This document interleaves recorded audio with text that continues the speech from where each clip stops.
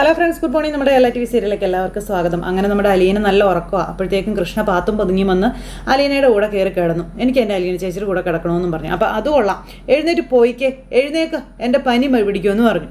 അപ്പോൾ അഭിതേച്ച് ഭയങ്കര ഭരണമാണെന്നേ, ഞാൻ മടുത്തു പണിയെടുത്തെന്ന് നമ്മുടെ കൃഷ്ണ അന്നേരം അലീനയോട് പറയൂ കേട്ടോ. അപ്പോൾ അതിന് മാത്രം പണി വീട്ടിലുണ്ടോ ഇല്ലല്ലോ എന്ന് അലീന പറയുമ്പം അത് അലീന ചേച്ചിക്ക് ശീലമായി, എനിക്ക് അങ്ങനെയാണോ എന്ന് കൃഷ്ണ ചോദിക്കുക. ഞാൻ ന്യൂ കമർ അല്ലേ എന്നൊക്കെ ചോദിച്ച് ചേച്ചിയുടെ അത്രയൊക്കെ ചെയ്യാൻ എനിക്ക് പറ്റുമോ എന്ന് ചോദിച്ച് പഠിച്ച് വളർന്ന് വരുന്നല്ലേ ഉള്ളൂ എന്നും കൃഷ്ണ ചോദിക്കുക. അപ്പോൾ അത് മോള് പറഞ്ഞത് ശരിയാ, പക്ഷേ ചെയ്ത് ശീലമാകുമ്പം ആ ബുദ്ധിമുട്ടങ്ങ് മാറിക്കോളൂ എന്ന് പറഞ്ഞു അലീന കൃഷ്ണയോടെ. അപ്പോൾ ചെയ്യുന്നതിനൊരു ഗ്യാപ്പൊക്കെ തരണ്ടേന്നേ. ഒരു പണി ചെയ്ത് തീരുമ്പോഴേക്കും അടുത്ത പണിയും കൊണ്ട് വരും. ഇതിപ്പോൾ ഉടനെ ഒരു നോട്ട്ബുക്ക് ഇറക്കുമെന്ന് എനിക്ക് തോന്നുന്നതെന്നൊക്കെ പറയുമ്പോൾ എന്തൊക്കെയായിരിക്കും ആ ബുക്കിലെ പ്രധാന ഇനങ്ങൾ എന്ന് ചോദിക്കുമ്പോൾ ഓരോ പണിക്കും ഓരോ ദിവസം വെച്ചേക്കുക, നാളെ വാഷിംഗ് ആൻഡ് ക്ലീനിങ് ഡേ, അത് കഴിഞ്ഞാൽ പിന്നെ എന്താണെന്ന് അലീന ചോദിക്കുമ്പം അടുത്ത റൂൾ ഇതുവരെ ഇറങ്ങിയിട്ടില്ല എന്ന് പറഞ്ഞു. അടുത്ത നിയമം വരുമ്പോൾ നമുക്കങ്ങ് സമരം ചെയ്താലോ എന്ന് ചോദിച്ചു. സമരം ചെയ്തിട്ടൊന്നും ഒരു കാര്യമില്ല, അലീന ചേച്ചിയുടെ അടുത്തേ ഇപ്പോൾ അവൾക്ക് വലിയ സിമ്പതിയാണെന്നൊക്കെ പറയുവാണ് കൃഷ്ണ. എവിടുന്ന് പൊട്ടി വീണതാണെന്ന് പോലും അറിയില്ല എന്നും പറഞ്ഞു. അപ്പോൾ അതൊക്കെ കേട്ടപ്പോൾ അലീനയ്ക്ക് ചിരി വരിക. ഇത്രയും കാലം ചീത്ത വിളിച്ചതിൻ്റെ ഈ സ്നേഹം മുഴുവൻ ഒറ്റയടിക്ക് തരുന്നതെന്ന കാര്യവും കൃഷ്ണ പറയുക. കടിച്ചു മുറിച്ചതുപോലെ വർത്തമാനം പറഞ്ഞ അവളുടെ മനസ്സിലിരിപ്പോൾ മനസ്സിലാവില്ലെന്ന് അവളുടെ വിചാരം. അത് അങ്ങനെ ഒരു പൊട്ടിയാണെന്നൊക്കെ കൃഷ്ണ ഇരുന്ന് അലീനയോട് പറയുക കേട്ടോ. അതൊക്കെ കേൾക്കാൻ അലീനയ്ക്ക് ഒരു രസം. അലീന അതൊക്കെ കേട്ടിങ്ങനെ ആസ്വദിച്ചിരിക്കുക. ചേച്ചി ചിരിക്കുകയാണോ കരയുകയാണോ, ഇതിപ്പോൾ കാണുന്നവർക്കൊക്കെ കൺഫ്യൂഷനും ആകുമല്ലോ എന്ന് കണ്ണ് നിറഞ്ഞിരിക്കുന്ന അലീനയെ നോക്കി കൃഷ്ണ പറയുക. ഇതിങ്ങനെ ഒരു പൊട്ടിച്ചേച്ചി, മിണ്ടുമ്പോൾ കരയുന്ന ചേച്ചി എന്നും പറഞ്ഞ് കൃഷ്ണ. അപ്പോൾ അലീനയ്ക്ക് അതും ഭയങ്കര സന്തോഷം. നീ ഇപ്പോൾ അവളുടെ കയ്യിൽ നിന്ന് രക്ഷപ്പെടാൻ വേണ്ടി വന്ന് കയറിയതാണെന്ന് ചോദിക്കുമ്പം ശരിക്കും ഒരു പണിയായിട്ട് ഞാൻ വന്നതാണെന്ന് പറഞ്ഞു. എന്നതാ പണി? അതെ, ചേച്ചിയൊരു ഡ്രസ്സെല്ലാം എടുത്തുകൊണ്ട് ചെല്ലാൻ, അലക്കാനുള്ളത് മുഴുവനുമേ. അപ്പോൾ എൻ്റെയോ? അതേന്നേ, ഉടുതുണി ഒഴിച്ച് ബാക്കി എല്ലാം എടുത്തുകൊണ്ട് ചെല്ലാനാണ് ഉത്തരവെന്ന കാര്യം കൃഷ്ണ പറയുമ്പം അതൊന്നും വേണ്ട കൃഷ്ണ മോളെ, ഞാൻ പനി മാറിയിട്ട് കഴുകിക്കോളാവെന്ന് പറഞ്ഞു. ദൈവത്തെ ഓർത്ത് എന്നെ ചീത്ത കേൾപ്പിക്കല്ലേ എന്ന് നേരെ കൊച്ചു പറയാം. അനുസരിക്കാതെ എനിക്ക് വേറെ വഴിയില്ല എന്നും പറഞ്ഞു. ഭവിതേച്ചി വന്നു കഴിഞ്ഞാൽ പിന്നെ ഈ ചോദ്യവും പറിച്ചിലും ഒന്നും കാണത്തില്ല കേട്ടോ. അതൊക്കെ മുഷിഞ്ഞ് കിടക്കുന്ന കാര്യമാണെന്ന് പറയുമ്പം അതുകൊണ്ടല്ലേ അത് അലക്കാൻ വേണ്ടി എടുക്കുന്നത്. എവിടെയാ? വേഗം പറഞ്ഞാൽ എടുത്തോളാം എന്ന് പറഞ്ഞു. മോളെ വേണ്ടാന്ന് പറഞ്ഞു, ഞാൻ കഴുകിക്കോളാം എന്നും പറഞ്ഞു. പറയുന്ന അങ്ങ് കേട്ടാൽ മതി, അനിയത്തിമാരുടെ സ്നേഹം കൊണ്ടല്ലേ എന്നും പറഞ്ഞുകൊണ്ട് നമ്മുടെ കൃഷ്ണ നിന്ന് തുണിയൊക്കെ എടുത്തു പുറത്തേക്ക് ഇറങ്ങിപ്പോയി. അലീനിരുന്ന് കരച്ചിലും സന്തോഷവും ഒക്കെ ആയിട്ട് അങ്ങനെ ഇരിക്കുന്നു. ഇതെല്ലാം കഴിഞ്ഞ് രാത്രിയായി. നമ്മുടെ ചേച്ചിക്ക് കിടന്നിട്ട് ഉറങ്ങാൻ പറ്റുന്നില്ല, എഴുന്നേറ്റ് അങ്ങോട്ടും ഇങ്ങോട്ടും നടക്കുക. വൈജയ്ക്ക് പുള്ളിക്കാരി പതുക്കെ പാത്തും പുറത്തേക്ക് ഇറങ്ങി, എന്നിട്ട് മുഖമൊക്കെ ഒന്ന് കഴുകി കുറേ വെള്ളം എടുത്ത് എന്നിട്ട് ആ കണ്ണാടിയിലൊക്കെ ഒഴിച്ചു. എന്തോ ഒരുമാതിരി ഭ്രാന്ത് പിടിച്ചതുപോലെയൊക്കെ നിന്ന് നിങ്ങൾക്ക് ഇങ്ങനെ കാണിക്കുക. എന്നിട്ട് പിന്നെ മുറിയിലേക്ക് വന്നു, അങ്ങോട്ടും ഇങ്ങോട്ടും നടക്കുന്നു, ഫോൺ എടുത്ത് ആരെയൊക്കെയോ വിളിക്കാൻ ശ്രമിക്കുന്നു. അപ്പോൾ കുറച്ച് കഴിഞ്ഞപ്പോഴത്തേക്കും ശിവേട്ടനെ വിളിച്ചു. ശിവേട്ടൻ കണ്ണ് തുറന്ന് നോക്കിയോ വൈജയുടെ കോള്. വൈജ ആണല്ലോ വിളിക്കുന്നതെന്ന് പറഞ്ഞു ശിവേട്ടൻ കോൾ എടുത്തു. ഹലോ, അതെ ശിവേട്ടാ. എന്താ വൈജേ ഈ പാതിരാത്രിക്ക്? അത് പിന്നെ ശിവേട്ടൻ എന്നാ ചെയ്യുക എന്ന് ചോദിച്ചപ്പോഴത്തേക്കും ഈ പാതിരായ്ക്ക് ഞാൻ എന്നാ ചെയ്യുമായിരിക്കും വൈജയ് എന്ന് ശിവേട്ടൻ ചോദിക്കുക. അത് കേട്ടപ്പോൾ ഉറങ്ങി കാണുമായിരിക്കും അല്ലേ? അല്ല, ഞാൻ ടർഫിൽ ക്രിക്കറ്റ് കളിക്കുവാടി. നീ കാര്യം എന്താണെന്ന് വെച്ചാൽ പറ വൈജയ് എന്നും പറഞ്ഞ് അദ്ദേഹം ദേഷ്യപ്പെട്ടു. നിങ്ങൾക്കൊക്കെ എന്തോ ആകാമല്ലോ, സമാധാനത്തോടെ കിടന്ന് ഉറങ്ങാൻ, ടർഫിൽ പോയിട്ട് ക്രിക്കറ്റ് കളിക്കാം. എൻ്റെ പൊന്നു വൈജയ്, ഞാൻ ടർഫിലൊന്നും അല്ല. ഒരു പരിഹാസം പോലും തിരിച്ചറിയാനുള്ള ഒരു ബോധം നിനക്കില്ലേന്ന് ചോദിച്ചു. എനിക്കതൊക്കെ മനസ്സിലായി, അതുകൊണ്ട് തന്നെയാ ഈ സമയത്ത് ഞാൻ വിളിച്ചതെന്നും പറയുന്നു. എന്നെ ഈ ഒരു അവസ്ഥയിൽ കൊണ്ടുവന്നിട്ടിട്ട് നിങ്ങൾക്കൊക്കെ സുഖമല്ലേ എന്ന് വൈജ ചോദിക്കുമ്പം ഞാനെന്താ ഉറങ്ങുന്നില്ല, തൃപ്തിയായോ നിനക്കെന്ന് ചോദിച്ച്. നിന്റെ പ്രശ്നം എന്താണെന്ന് വെച്ചാൽ നീ അത് പറയാൻ പറഞ്ഞു. എൻ്റെ പ്രശ്നം എന്താണെന്ന് ശിവേട്ടൻ അറിഞ്ഞുകൂടെ എന്ന് ചോദിച്ചു. എന്നെ ഈ നരകത്തിൽ കൊണ്ടുവന്നിട്ടിട്ട് ശിവേട്ടനും ഗംഗേട്ടനും പോയിട്ട് എത്ര ദിവസമായെന്ന് ചോദിക്കുക. ഞാനിവിടെ ജീവനോടെ ഉണ്ടോ, ഞാൻ എങ്ങനെ ജീവിക്കുന്നു, അങ്ങനെ എന്നതേലും ഒരു കാര്യം നിങ്ങൾ അന്വേഷിച്ചോ എന്ന് ചോദിച്ചു. നിന്റെ വീട്ടിൽ കൊണ്ടുവന്ന് വിട്ടിട്ടല്ലേ വൈജ ഞങ്ങൾ പോകുന്നത്? നിന്റെ ഭർത്താവും മക്കളും ഉള്ള സ്ഥലത്തല്ലേ നിന്നെ കൊണ്ടാക്കിയത്? ആ നാശം പിടിച്ചുള്ള വീട് എൻ്റെ വീടല്ല ശിവേട്ടാ. എനിക്കിങ്ങനൊരു വീടും വേണ്ട. ശ്വാസം മുട്ടി വിങ്ങിപ്പൊട്ടി ഒറ്റ മുറിക്കകത്ത് ഒതുങ്ങി എൻ്റെ മക്കൾ പോലും എന്നെ കുറ്റം പറയാൻ വേണ്ടി മാത്രം ഇങ്ങോട്ട് വരുന്നതെന്ന് വൈജ പറയുമ്പം ഞാനിപ്പോൾ എന്നാ വേണം വൈജ? നിൻ്റെ മക്കളും നിൻ്റെ ഭാഗത്ത് എന്തെങ്കിലും മിസ്റ്റേക്ക് കണ്ടു കാണും, അതായിരിക്കും അവർ മിസ്റ്റേക്ക് പറഞ്ഞത്. അത് ശരിയാ. വൈജയന്തിയുടെ ഭാഗത്ത് കുറ്റം കണ്ടുപിടിക്കാനാണല്ലോ ഭർത്താവിനും മക്കൾക്കും ആങ്ങളമാർക്കും എല്ലാവർക്കും താല്പര്യം. ഇപ്പം ഈ പാതിരാത്രി എന്നെ ഉറക്കത്തിൽ നിന്ന് വിളിച്ചെഴുന്നേൽപ്പിച്ച് പറയേണ്ട കാര്യം എന്താണെന്നും കൂടെ ഒന്ന് പറഞ്ഞു തന്നാലോ? ഞാൻ മര്യാദയ്ക്ക് എൻ്റെ വഴിക്ക് പോകുമായിരുന്നല്ലോ, നിങ്ങൾ ഏട്ടന്മാർ രണ്ടുപേരും കൂടിയല്ലേ എന്നെ ഇവിടെ ചതിച്ചു കൊണ്ടുവന്ന് ഇട്ടതെന്ന് വൈജ ഇയാളോട് ചോദിക്കാം. നീ പറഞ്ഞു വരുന്നത് എന്താ? എനിക്ക് ഇവിടെ നിൽക്കാൻ പറ്റത്തില്ല ശിവേട്ടാ. എനിക്കിവിടെ പറ്റത്തില്ല എന്നും പറഞ്ഞ് വൈജ കിടന്ന് തുള്ളുന്നു. പണ്ട് ഞാൻ പറഞ്ഞിട്ടുള്ളതാ, ഒന്നെങ്കിൽ ഞാൻ അല്ലെങ്കിൽ ആ നാശം പിടിച്ചവള്. ഇനി ഇവിടെ നിന്നാലേ തലഭ്രാന്ത് പിടിച്ച് ഞാൻ പലതും ചെയ്തു പോകുമെന്ന് വൈജ. അതുകൊണ്ട് എനിക്ക് ഇനി ഇവിടെ നിൽക്കാൻ താല്പര്യമില്ല എന്നും പറഞ്ഞ് വൈജ തുള്ളുമ്പം, വൈജ നീ എന്തൊക്കെ പറഞ്ഞു വരുന്നതെന്ന് ചോദിച്ചു. ഞാൻ എന്തായാലും എൻ്റെ കാര്യത്തിൽ ഒരു തീരുമാനം എടുത്തിട്ടുണ്ട്. അത് തടയാനായിട്ട് ഏട്ടന്മാർ രണ്ടുപേരും കൂടി എൻ്റെ പിറകെ എഴുന്നള്ളിയേക്കരുത്. അത് പറയാനാണ് ഞാൻ അങ്ങോട്ട് വിളിച്ചതെന്ന് വൈജ പറയുമ്പോൾ, വൈജയെ നീ ചുമ്മാ എടുത്ത് ചാടി ഓരോന്ന് ചെയ്ത് വെക്കരുത്, അവിടെ അടങ്ങിയിരിക്കും നീ എന്നൊക്കെ പറയുമ്പോൾ, വൈജയെ ഇവിടുത്തെ പൊറുതി അങ്ങ് മതിയാക്കുകയാണെന്നും നാണം കെട്ട് സെൽഫ് റെസ്പെക്റ്റ് ഇല്ലാതെ എനിക്ക് ജീവിക്കാൻ പറ്റത്തില്ല, നിങ്ങൾക്കൊക്കെ അത് പറ്റുമായിരിക്കും, നാണം കെട്ട് തല താഴ്ത്തി നിൽക്കാനെന്നൊക്കെ പറഞ്ഞ് വലിയ തുള്ളുമ്പോൾ, വൈജ ഞാൻ നാളെ അങ്ങോട്ടേക്ക് വരാം, നമുക്ക് സംസാരിച്ച് ശരിയാക്കാമെന്ന് പറഞ്ഞു. സംസാരിക്കാനും ശരിയാക്കാനും ഇനി ഒന്നുമില്ല ശിവേട്ടാ, ഞാൻ എൻ്റെ തീരുമാനത്തിൽ നിന്ന് ഒരടി ഇനി പിന്നോട്ടില്ല. ഇനി അതിനൊരു മാറ്റം വരണമെങ്കിൽ ശിവേട്ടൻ പോയി കിടന്ന് ഉറങ്ങിക്കേ എന്ന് പറഞ്ഞു ഫോണും കട്ട് ചെയ്ത് വൈജ ഫോണും വലിച്ചെറിഞ്ഞ് ഭ്രാന്തിയെപ്പോലെ അങ്ങോട്ടും ഇങ്ങോട്ടും നടപ്പും ഇരിപ്പും കിടപ്പും ഒക്കെ ആയിട്ട് അങ്ങനെ ഇങ്ങനെ ഇരിക്കുന്നു. ഇത് കഴിഞ്ഞ് രാത്രി നമ്മുടെ അലീനയ്ക്ക് ഭയങ്കര ബുദ്ധിമുട്ട്, ഭയങ്കര വയ്യാഴിക. അലീന അങ്ങോട്ടും ഇങ്ങോട്ടും ഇങ്ങനെ തിരിഞ്ഞ് മറിഞ്ഞൊക്കെ ഇങ്ങനെ കിടക്കുക. പെട്ടെന്ന് തിരിഞ്ഞു നോക്കിയപ്പോൾ വാതിലും തുറന്നു, വൈജയന്തി വന്ന് നിൽക്കുന്നു. വൈജയെ കണ്ടപ്പോൾ അലീന ഞെട്ടിപ്പോയിട്ടോ, ഇരുട്ടത്ത് വന്ന് ഇങ്ങനെ നിൽക്കുമായിരുന്നു. പെട്ടെന്ന് അകത്തേക്ക് കയറി വന്ന് വാതിലടച്ചു.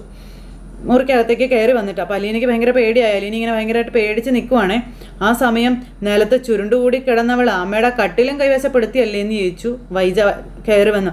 എനിക്കിത് വേണ്ട, ഞാൻ കൊണ്ടുപോകത്തില്ല എന്നും പനി വന്നപ്പോൾ കയറി കിടന്നേ ഉള്ളൂ എന്നും അലീന പറയുന്നു.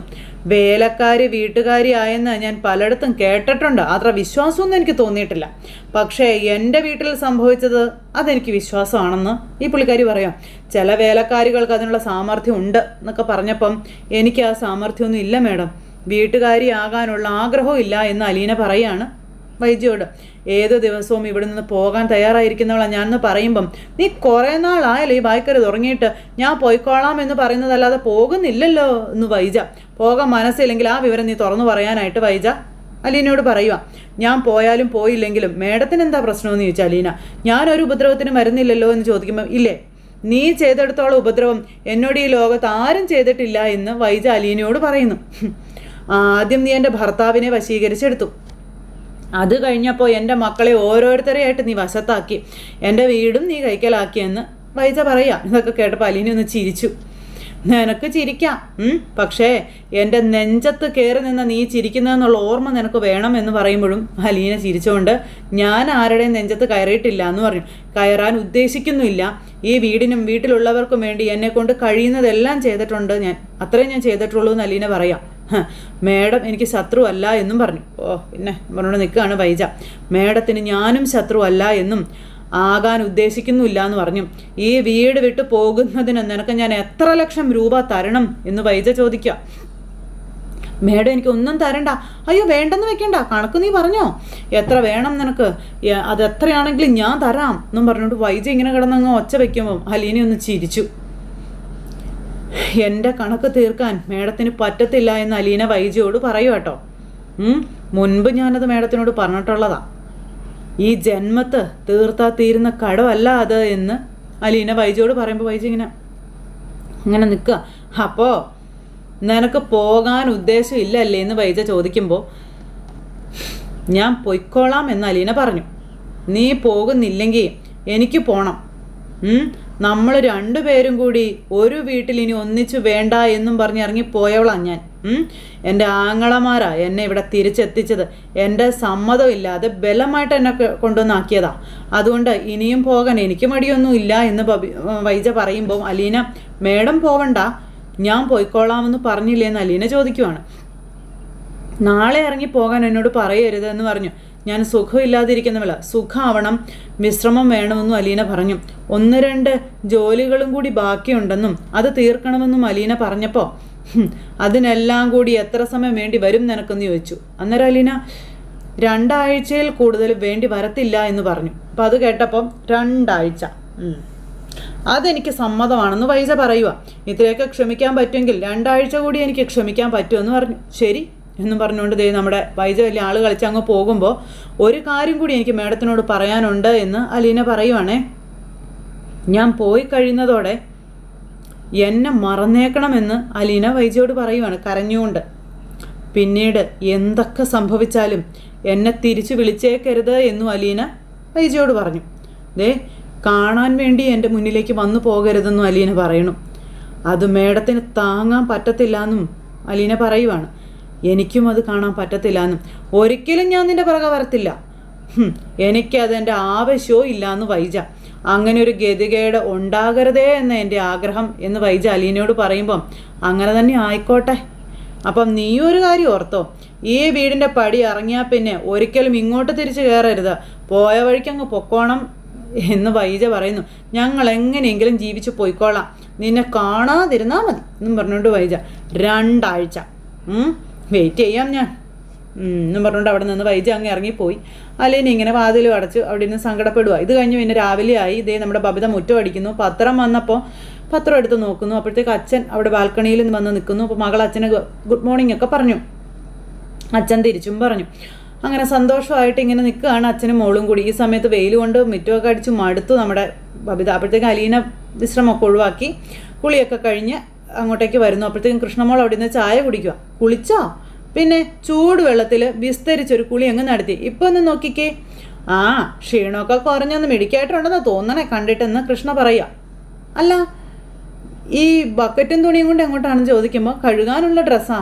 പിന്നെ 3-4 ദിവസം സുഖിച്ച് കിടന്നിട്ട് എന്തെങ്കിലും പണിയെടുക്കാൻ കൈ അങ്ങ് വെപ്രോളം കൂട്ടുകയാണെന്ന് അലീന. നടക്കത്തില്ല മോളെ എന്ന് ബബിത. സോറി കൃഷ്ണ, അതൊക്കെ പനി മാറിയെന്നും പിന്നെ പഴയ ജോലികൾ തുടർന്ന് ചെയ്യാമെന്നും ഡോക്ടർ ബബിത എഴുതി പാസ്സാക്കാതെ ഒരു പണി ഇവിടെ നടക്കത്തില്ല എന്ന് പറഞ്ഞു. അയ്യോ, എനിക്ക് പനിയൊക്കെ പോയി, മേലുവേദനയും പോയി, ജലദോഷവും പോയി. ഇപ്പം നോക്കിയാലേ എൻ്റെ അത്ര ആരോഗ്യമുള്ള ഒരാൾ ഈ വീട്ടിലില്ല, അതറിയാമോ നിനക്കെന്നൊക്കെ ചോദിച്ചു. അപ്പോൾ എനിക്കതൊന്നും അറിയണ്ട, ബബിതേച്ചി ഓക്കെ പറഞ്ഞാൽ മാത്രമേ അതൊക്കെ നടക്കത്തുള്ളൂ, അല്ലാതെ നോ രക്ഷ എന്ന് കൊച്ചു പറയണം. ഒരു വിധത്തിൽ പനിയോട് മല്ലിയിട്ട് പനി ഒക്കെ കളഞ്ഞു ചാടിത്തുള്ളി കളിച്ച് വന്നപ്പോൾ ഇങ്ങനെയാണോ, ഇതെന്നെ പരിപാടിയാന്നേ എന്നൊക്കെ ചോദിച്ചു നമ്മുടെ അലീന. അപ്പോൾ ഇത് കേട്ടോണ്ട് ബബിത കയറുന്നു. ഇവിടുത്തെ പരിപാടി അങ്ങനെയാണെന്നും പറഞ്ഞു. ഞാൻ പറഞ്ഞതല്ലേ, ഞാനോ കൃഷ്ണയോ പറയാതെ കട്ടിൽ നിന്ന് ഇറങ്ങരുതെന്ന്. അയ്യോ, ഞാനത് എങ്ങനെ പറഞ്ഞ് മനസ്സിലാക്കാനാന്നൊക്കെ ചോദിച്ചു അന്നേരത്തേക്കും അലീന. ഞങ്ങളെ പറഞ്ഞ് മനസ്സിലാക്കാനേ ഒത്തിരി പാടാവും, സമയമെടുക്കും എന്നിങ്ങനെ പറഞ്ഞു കൃഷ്ണ. അപ്പോൾ എനിക്ക് പനിയുണ്ടോയെന്ന് നോക്കിയേ, മാറിയെന്ന് പറഞ്ഞ സ്ഥിതിക്ക് ഇനിയിപ്പോൾ നിങ്ങൾ നോക്കാൻ പറഞ്ഞു. പനി തുടങ്ങിയ സ്ഥിതിക്ക് എനിക്കൊരു കുഴപ്പമില്ല എന്നും പറഞ്ഞ് അടുക്കളയിൽ പണിയെടുത്തുകൊണ്ടിരുന്ന ആളല്ലേ ഈ പറയുന്നതെന്ന് ചോദിക്കുക നമ്മുടെ കൃഷ്ണ. ഇപ്പം അറിയാലോ എൻ്റെ പനി മാറിയെന്ന്, നോക്കിക്കേന്ന് പറഞ്ഞുകൊണ്ട് ബബിതയെ കൊണ്ട് കഴുത്തിലും കയ്യിലൊക്കെ കൈ വെച്ച് നോക്കിക്കുന്നു. മാറിയതുപോലെയൊക്കെ ഉണ്ടെന്ന് പറഞ്ഞു. കണ്ടോ, മാറിയെന്ന് പറയാനുള്ളൊരു മടി കണ്ടോ? നിങ്ങൾക്കിപ്പോൾ എന്നാ വേണ്ടേ? എന്നെ സ്ഥിരം കിടപ്പുരോഗി ആക്കുകയാണോ എന്ന് ചോദിച്ചു. അപ്പോൾ ഒന്നും വേണ്ട, പനി മാറി, അതൊക്കെ ഞങ്ങൾ സമ്മതിച്ചു, ഓക്കെ. പിന്നെ തൽക്കാലം പണിയൊന്നും തുടങ്ങാറായിട്ടില്ല, തിരിച്ച് റൂമിലേക്ക് വിട്ടോളാൻ പറഞ്ഞു. ഡ്രസ്സേ ഞാൻ കഴുകിക്കോളാമെന്നും ബബിത പറയുവാണ്. അപ്പോൾ അത് കേട്ടപ്പോൾ മോളെ ഞാൻ കൊണ്ടുപോയി കഴുകിക്കോളാം, എനിക്കൊരു കുഴപ്പമില്ലെന്നേന്ന് പറഞ്ഞു അലീന. അത് പറയുന്ന അങ്ങോട്ട് കേട്ടാൽ മതിയെന്ന് പറഞ്ഞു. അപ്പോൾ ജൂനിയർ മേഡം പറഞ്ഞു കേട്ടാൽ മതിയെന്ന് പറഞ്ഞു കൃഷ്ണ. ദേ കൃഷ്ണ എടി എന്ന് ബബിത വിളിക്കുമ്പോൾ ഞാൻ ചുമ്മാ പറഞ്ഞതാ, ഞാൻ പേടിപ്പിക്കാൻ വേണ്ടി പറഞ്ഞതേ ഉള്ളൂ എന്ന് പറഞ്ഞുകൊണ്ട് അലീന ഇങ്ങനെ നേരത്തേക്ക് ഇവരുടെ മുന്നിൽ കൈ കൂപ്പി നിന്ന് പറയും. അതാ നല്ലത് എന്നും പറഞ്ഞുകൊണ്ട് ദേ നമ്മുടെ കൃഷ്ണ. അപ്പോൾ അലീന ഇങ്ങനെ അവിടെ നിൽക്കുമ്പോൾ ഒരു ഹെൽപ്പ് ചെയ്യാമെന്ന് ചോദിച്ചു. എന്താണെന്ന് ചോദിച്ചു. രോഹിത്തിനോട് റൂമിലേക്കൊന്ന് വരാൻ പറയുമോ ചോദിച്ചു. ഒരു കാര്യം സംസാരിക്കാനാണെന്ന് പറയുമ്പം സീരിയസ് മാറ്റർ ആണെന്ന് ചോദിച്ചു കൃഷ്ണ. അപ്പോൾ അതേന്ന് പറഞ്ഞു. അങ്ങനെ നമ്മുടെ അലീന റൂമിലേക്ക് പോയി. ഈ സമയത്ത് ബബിത ഇങ്ങനെ അവിടെ നിൽക്കുന്നു. റൂമിൽ ചെന്ന് വാതിലും അടച്ചിങ്ങനെ ഇരിക്കുകയാണ് നമ്മുടെ അലീന. അലീനയുടെ ഡ്രസ്സുമായിട്ട് ബബിത അങ്ങോട്ടേക്ക് പോയി. ഇത് കഴിഞ്ഞപ്പോഴത്തേക്ക് നമ്മുടെ രോഹി അലീനയുടെ റൂമിലേക്ക് ചെന്നു. പനിയൊക്കെ വിട്ടുമാറിയപ്പോൾ തന്നെ പണികളൊക്കെ തുടങ്ങിയോ ഒന്നും ചോദിച്ചേ. അപ്പം നീ ഇവിടെ നിൽപ്പുണ്ടായിരുന്നു എന്ന് ചോദിച്ചു അലീന. എനിക്ക് ഈ 3-4 ദിവസം വെറുതെ ഇരുന്നതിൻ്റെ ക്ഷീണം ഒന്ന് തീർക്കണ്ടേ? ബബിത വരുന്നതിന് മുന്നേ ഇതങ്ങ് തീർക്കാവല്ലോ. പുറത്തോട്ടൊക്കെ ഇറങ്ങി പണിയെടുക്കുന്നതിനെ കുറിച്ച് ഇപ്പോഴത്തെ അവസ്ഥയിൽ ആലോചിക്കേണ്ടെന്നാ എനിക്ക് തോന്നുന്നത് എന്ന് അലീന പറഞ്ഞു. അയ്യോ ചതിക്കല്ലേ, അവളെ കൊണ്ട് സഹിക്കാൻ വയ്യാത്ത അവസ്ഥയാണെന്നും അവളുടെ ഏകാധിപത്യ ഭരണം അവസാനിപ്പിക്കാൻ ഒരു വഴി നോക്കുക ഞങ്ങളെന്ന് രോഹി പറഞ്ഞപ്പം അതെന്നെ അത്രയ്ക്ക് പ്രശ്നമെന്ന് ചോദിച്ചു. അവളെ പണിയെടുക്കുമല്ല, നിലവിലെ പണി അവൾ അലീന ചേച്ചിക്കും അച്ഛനും അമ്മയ്ക്കും മാത്രമായിട്ട് വിധിച്ചു തരാത്തതുള്ളൂ, അറിയാവോ എന്ന് ചോദിച്ചു. ഞങ്ങളെ കൊണ്ട് അവൾ പണിയിപ്പിക്കയിട്ട്. ചേച്ചി എന്തിനാ എന്നോട് ഇങ്ങോട്ട് വരാൻ കൃഷ്ണനോട് പറഞ്ഞതെന്ന് ചോദിച്ചപ്പം അത് പിന്നെ അതൊരു കാര്യമുണ്ടെന്ന് പറഞ്ഞു. നീ ഇങ്ങോട്ട് ഇരിക്കാൻ പറഞ്ഞു. അങ്ങനെ രോഹിത് അവിടെ ഇരുന്നു. അപ്പോൾ രോഹിത് അവിടെ അങ്ങനെ ഇരിക്കുമ്പോൾ എന്തോ കാര്യമായിട്ട് സംസാരിക്കാനുണ്ടെന്നുള്ളത് രോഹിത്തിന് മനസ്സിലായി. അലീന എന്ന രോഹിത്തിൻ്റെ അടുത്ത് ഇരുന്നു. കോളേജിൽ പോകുന്ന കാര്യം സംസാരിക്കാൻ വേണ്ടിയിട്ടാണെന്ന കാര്യം അലീന ഇങ്ങനെ പറയും കേട്ടോ. അപ്പോൾ അത് കേട്ടപ്പോൾ രോഹി ഇങ്ങനെ വിഷമിച്ച് ഇങ്ങനെ ഇരിക്കുന്നിടത്ത് ഇന്നത്തെ കഥ അവസാനിച്ചു. അപ്പോൾ എല്ലാവരും കാത്തിരുന്ന് കാണണേ. എല്ലാവർക്കും നല്ലൊരു ദിവസം ആശംസിക്കുക കേട്ടോ. എല്ലാവരും തരുന്ന സപ്പോർട്ടിനും സ്നേഹത്തിനും ഒത്തിരി നന്ദി ഹൃദയത്തിൻ്റെ ഭാഷയിൽ അറിയിക്കുന്നു. അടുത്ത സൂപ്പർ ഹിറ്റ് കഥയുമായി കാണുന്നത് വരെ എല്ലാവർക്കും നന്ദി. ചെയ്യാൻ ടേക്ക് ബൈ ബൈ ടാറ്റ. അതോടൊപ്പം നമ്മുടെ ചാനൽ ആദ്യമായിട്ട് കാണുന്നവരുണ്ടെങ്കിൽ ഒന്ന് സബ്സ്ക്രൈബ് ചെയ്യണേ. തൊട്ടടുത്ത് കാണുന്ന ബെൽ ബട്ടൺ അമർത്തി കഴിഞ്ഞിട്ടുണ്ടെങ്കിൽ നമ്മുടെ വീഡിയോസ് എളുപ്പത്തിൽ നോട്ടിഫിക്കേഷനായിട്ട് നിങ്ങളുടെ ഫോണുകളിലേക്ക് വരുന്നതായിരിക്കും, കാണാനും കഴിയുന്നതായിരിക്കും. അപ്പോൾ എല്ലാവർക്കും ടാറ്റ.